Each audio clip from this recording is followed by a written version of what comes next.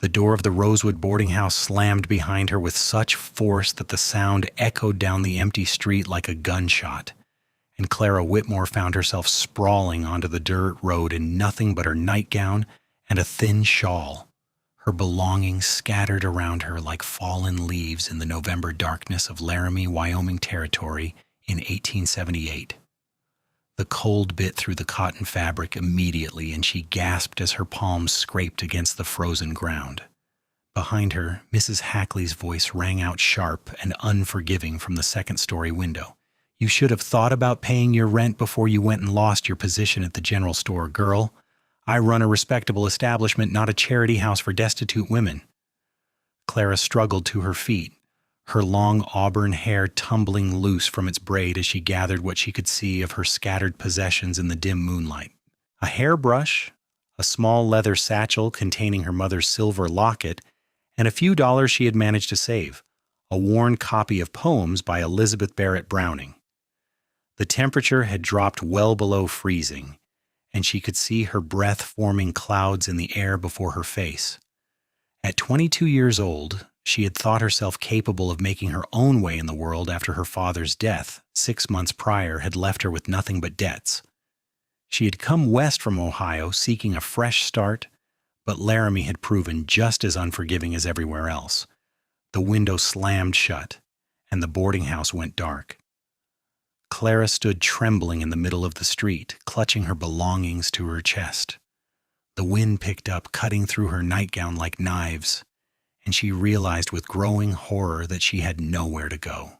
The few acquaintances she had made in town were not close enough to impose upon at this hour, and she knew from bitter experience that most respectable establishments would turn away a woman in her state of undress, assuming her to be a fallen woman from the saloons.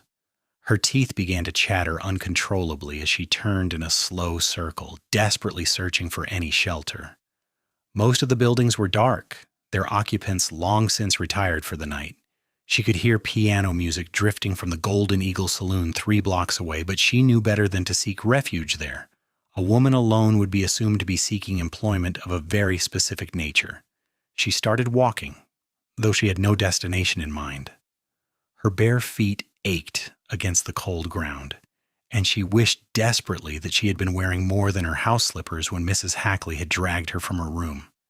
She had lost her job at Henderson's general store 2 weeks ago when Mr. Henderson's wife had taken an irrational dislike to her, convinced that Clara was attempting to seduce her husband. Nothing could have been further from the truth, but Mrs. Henderson's word carried more weight than that of an unmarried young woman with no family connections. The shivering grew worse, and Clara felt her legs beginning to weaken.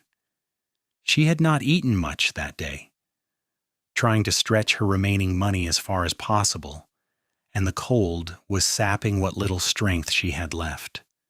She stumbled toward what looked like a livery stable, thinking she might find some warmth among the horses, but the door was locked tight with a heavy padlock. Desperation clawed at her throat. She wrapped her arms around herself and kept walking, though she could barely feel her feet anymore. The street seemed to stretch endlessly before her, and the buildings all looked the same in the darkness. She thought she might be heading toward the edge of town, but her mind was growing foggy with cold. She did not hear the horse approaching until it was nearly upon her. The sound of hooves on packed earth finally penetrated her consciousness, and she turned to see a rider coming toward her at a steady pace. The horse was a large bay, and the man atop it sat with the easy confidence of someone who had spent most of his life in the saddle. "Whoa there," the man said softly, pulling his horse to a stop a few feet away from her. His voice was deep and carried a slight Texas drawl. "Ma'am, are you all right?" Clara tried to speak, but her teeth were chattering so hard that she could not form words. She clutched her belongings tighter and took an instinctive step backward, though she knew she must look like a madwoman standing in the street in her nightclothes. The man swung down from his horse with fluid grace and took a step closer, though he kept a respectful distance. In the moonlight, she could see that he was tall and broad-shouldered, wearing a long duster coat and a wide-brimmed hat that shadowed his face. His gloved hands hung loosely at his sides, and he made no threatening movements. "Ma'am, you are freezing to death out here," he said, his voice gentle but urgent. "What happened? Are you hurt?" She shook her head, still unable to speak through her shivering. Her legs chose that moment to give out entirely, and she felt herself falling.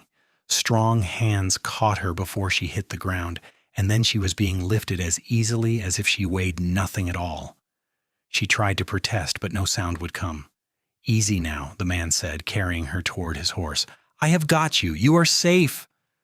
He settled her in front of the saddle and swung up behind her, wrapping his heavy coat around both of them. The warmth from his body and the thick wool was almost painful against her frozen skin, but she leaned into it instinctively, her body seeking the heat it so desperately needed. He gathered the reins with one arm, while keeping the other firmly around her waist, holding her secure against his chest. "My place is not far," he said quietly, urging the horse into a gentle walk. "We will get you warm and sorted out. Just hold on." Clara's mind screamed that she should protest, that accepting help from a strange man could lead to ruin, but her body had taken over from her rational mind. She was so cold that she thought she might die from it, and the warmth surrounding her now was the most wonderful thing she had ever felt. She let her head rest against the man's shoulder and closed her eyes, too exhausted and frozen to care about propriety anymore. The ride seemed to last both an eternity and no time at all. She drifted in and out of awareness, conscious only of the steady rhythm of the horse's gait and the solid warmth of the man holding her. Eventually, she felt them come to a stop, and then she was being lifted down and carried again. "Come on now, stay with me," the man's voice said, and she realized dimly that her eyes had closed. She forced them open and saw that they were entering a small cabin. It was dark inside, but she could make out the shape of a fireplace and simple furnishings. The man set her carefully in a chair near the hearth and immediately set about building up the fire. Within minutes, flames were crackling in the fireplace, casting warm light throughout the single-room cabin. The man lit a kerosene lamp and turned to look at her properly for the first time, and Clara found herself staring at one of the most striking men she had ever seen. He looked to be in his late 20s, with dark hair that curled slightly at his collar and eyes that were somewhere between brown and hazel. His face was tanned from long hours in the sun, with strong features and a few days' worth of stubble on his jaw. There was a scar above his left eyebrow, a thin white line that only added to his rugged appearance. "Can you tell me your name?" he asked, kneeling in front of her chair so that their eyes were level. His gaze was concerned but kind, without any of the leering assessment she had feared. "Clara," she managed through her chattering teeth. "Clara Whitmore." "Miss Whitmore, my name is James Garrett. Most folks call me Jamie. You are safe here, I give you my word, but I need to get you warmed up before hypothermia sets in. Do you understand?"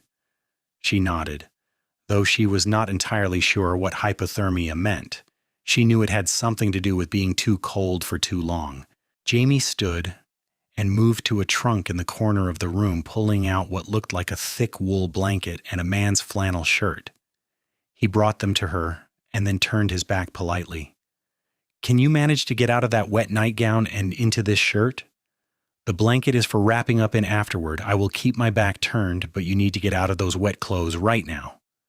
Clara's fingers were so numb that she could barely grip the fabric, but she managed to fumble her way out of the damp nightgown and pull the oversized flannel shirt over her head. It fell nearly to her knees and smelled of wood smoke and something clean and masculine. She wrapped the blanket around herself and cleared her throat softly. "I am decent," she said, her voice hoarse. Jamie turned back and nodded with approval. He pulled another chair close to the fire and gestured for her to move to it. "Closer to the heat," he said. "I'm going to make you some coffee and something warm to eat. When did you last have a meal?" "This morning," Clara admitted, though it felt like days ago rather than hours. "I had some bread and a bit of cheese." His expression tightened, but he simply nodded and moved to the small stove in the corner of the cabin. Clara watched as he worked with efficient movements, stoking the stove and setting a kettle on to boil. He moved to a shelf and pulled down a tin of coffee and a few other supplies, then began preparing a simple meal. As the warmth from the fire began to seep into her bones, Clara felt the fog in her mind clearing somewhat. She looked around the cabin with more awareness, taking in the neat but sparse furnishings. There was a bed against one wall with a simple quilt, the table and 2 chairs where Jamie was working, the trunk he had pulled the blankets from, and a few hooks on the wall holding various pieces of clothing and tack. A rifle hung above the door, and she could see a holstered revolver hanging from one of the hooks. The cabin was small but well maintained, everything in its place. "I should explain," she said quietly, her voice still shaking slightly. I was not out on the street for any improper reason." Jamie glanced at her over his shoulder, his expression unreadable in the flickering lamplight. "Never thought you were, Miss Whitmore. I have been around enough to know the difference between a woman in trouble and a woman looking for trouble. You clearly were in the former category." "The boarding house," Clara continued, feeling she owed him at least an explanation. "I lost my position 2 weeks ago, and I could not pay my rent. Mrs. Hackley threw me out tonight. She gave me no warning, just dragged me from my room and put me out the door." "In your night clothes in November," Jamie said, and there was an edge of anger in his voice now. "That is not just heartless, that is criminal. She could have killed you." "I had nowhere else to go," Clara said, her throat tightening with emotion. "I am new to Laramie. I came west after my father died, hoping to make a fresh start, but everything has gone wrong." Jamie brought her a steaming cup of coffee, and she wrapped her hands around it gratefully, letting the heat seep into her frozen fingers. He had sweetened it with sugar, and the first sip was like heaven on her tongue. "Drink that slow," he advised. "Your body needs to warm up gradually. I am making some beans and cornbread. It is not fancy, but it will stick to your ribs." Clara sipped the coffee obediently, feeling strength beginning to return to her limbs. She watched Jamie as he worked at the stove, his movements sure and practiced. There was something comforting about his quiet competence, the way he seemed to know exactly what needed to be done without fuss or wasted motion. "What do you do, Mr. Garrett?" she asked, partly out of genuine curiosity and partly to fill the silence. "Jamie," he corrected gently, "and I work as a ranch hand mostly, though I do some breaking of horses on the side. I work for the Double Bar Ranch about 5 miles outside of town. This cabin belongs to them, came with the job when they hired me on 6 months ago." "You are from Texas originally?" Clara asked, recognizing the accent. A small smile crossed his face, the first she had seen from him. "That obvious?" "Yes, ma'am. Born and raised outside of San Antonio. Came north after the war ended looking for work and a fresh start of my own." "The war?" Clara asked, then felt foolish. Of course he meant the Civil War, though it had been more than a decade since it ended. "I was just a boy when it started, but old enough to see some action at the end," Jamie said, his voice carefully neutral. "Not something I care to dwell on much. The past is past, and I prefer to look forward." Clara understood that sentiment all too well. She sipped her coffee and watched as Jamie dished up 2 plates of beans and cornbread. He brought one to her along with a spoon, then took his own plate and settled into the other chair, leaving a respectful distance between them. The food was simple but delicious, and Clara realized just how hungry she actually was. She ate slowly, savoring each bite, and feeling strength flowing back into her body with each mouthful. Jamie ate in comfortable silence, not pressuring her to talk or explain further. There was something peaceful about him, she realized. Despite the circumstances of their meeting, she felt oddly safe in his presence. "Thank you," she said when she had finished eating. "You saved my life tonight. I truly mean that. I do not know how to repay you for such kindness." Jamie shook his head, taking her empty plate and setting it aside. "No repayment needed, Miss Whitmore. Any decent person would have done the same."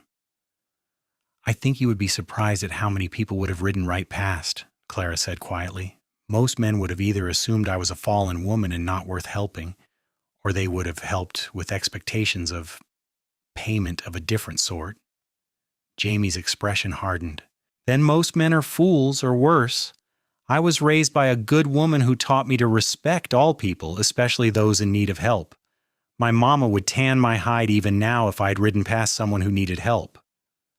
Clara felt tears prick her eyes at the mention of his mother, thinking of her own parents, both gone now.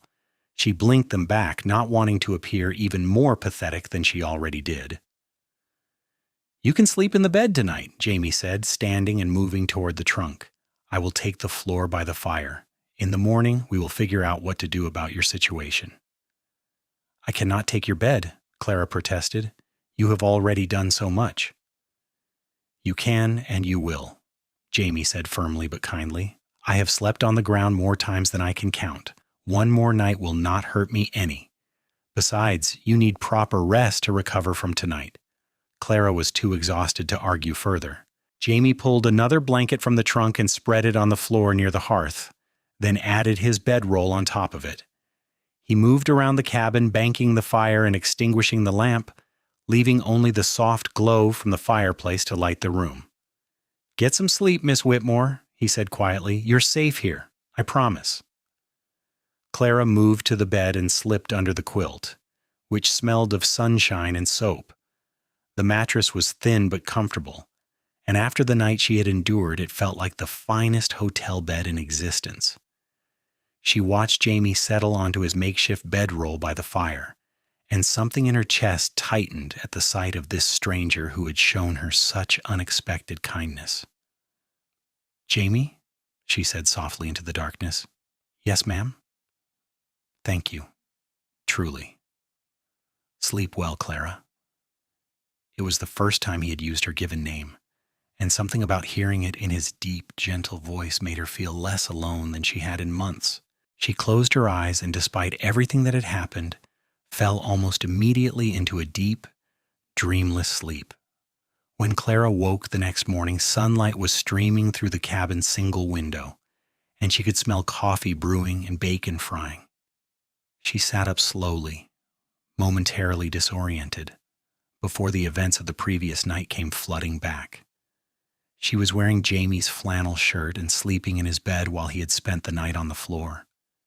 Heat flooded her cheeks at the impropriety of it all, even though nothing untoward had occurred. Jamie was at the stove, his back to her, and she took a moment to study him in the morning light. He had removed his vest and was working in just his shirt sleeves and trousers, and she could see the strong line of his shoulders and the easy way he moved. His dark hair was slightly mussed, as though he had run his fingers through it, and she found herself wondering what it might feel like to do the same. The thought shocked her, and she pushed it away immediately. She had no business thinking such things about a man she had just met, no matter how kind he had been. Good morning, she said, her voice still rough from sleep. Jamie turned and smiled at her, a warm expression that transformed his face from handsome to something approaching beautiful. Morning, how are you feeling? Much better, thank you. Warm and rested, which seemed impossible last night. Good. I have got breakfast going. There is a basin of water warming by the fire if you would like to wash up, and I found some clothes that might fit you well enough for today. Clara saw that he had laid out a pair of trousers and another flannel shirt on the trunk, along with a pair of thick socks. They were clearly his clothes, and they would be far too large, but anything was better than the nightgown she had been wearing. I will step outside and see to the horses while you change, Jamie said, moving toward the door. Take your time. Breakfast will keep. Once he had gone, Clara quickly washed her face and hands in the warm water, then dressed in the borrowed clothes.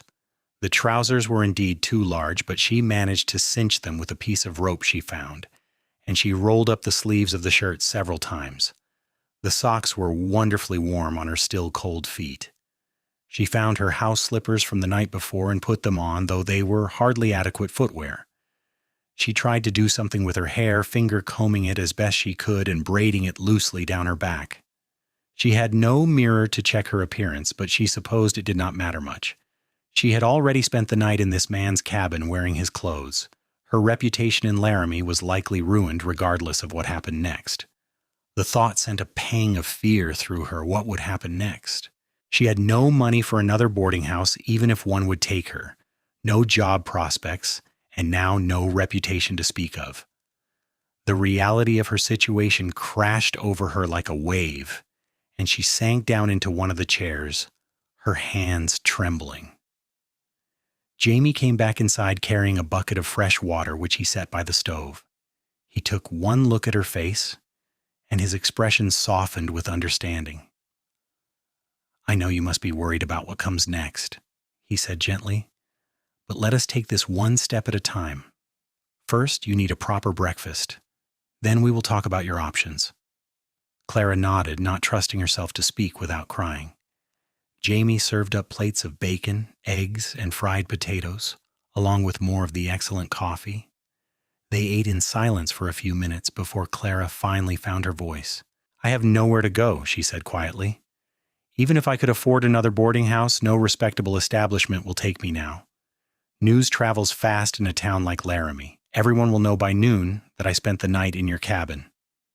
Jamie frowned, setting down his fork. "Then folks can mind their own business. Nothing improper happened here, and anyone with eyes can see you are in genuine trouble." "That will not matter to most people," Clara said bitterly. "A woman's reputation is everything, and mine is now thoroughly compromised. I will be lucky if I can find work as a washerwoman, assuming anyone will hire me at all." "What kind of work were you doing before?" Jamie asked. "I was working at Henderson's General Store, keeping the books and helping customers. Before that, back in Ohio, I helped my father with his law practice. I can read and write and cipher as well as any man, but that seems to count for little out here." Jamie was quiet for a long moment, his brow furrowed in thought. Finally, he looked up at her with an expression of determination. "I have an idea, but you might not like it." "At this point, I am willing to consider anything," Clara said. "The Double Bar Ranch where I work, they are always looking for help. The foreman's wife, Mrs. Sullivan, she runs the household and does the cooking for the ranch hands. She has been complaining that the work is too much for one woman now that they have taken on more hands for the winter. If I vouch for you, she might be willing to take you on as help." "As a servant?" Clara asked, trying to keep the dismay from her voice. She had never imagined herself in such a position, though she knew she had no right to be proud given her circumstances. "As an employee," Jamie corrected gently, "honest work for honest pay, with a place to sleep and meals included. It would not be easy work, but it would be respectable, and the Sullivans are good people. They would not tolerate any nonsense from the ranch hands." Clara considered this. It was certainly not what she had envisioned when she came west, but it was better than any of the alternatives she could think of. At least she would have food and shelter, and she would be earning her keep honestly. "When could we speak to Mrs. Sullivan?" she asked. "I need to head out to the ranch this morning anyway. You could come with me, meet the Sullivans, and see if it might work out. If it does not, we will think of something else." The casual way he said "we" made Clara's throat tighten with emotion.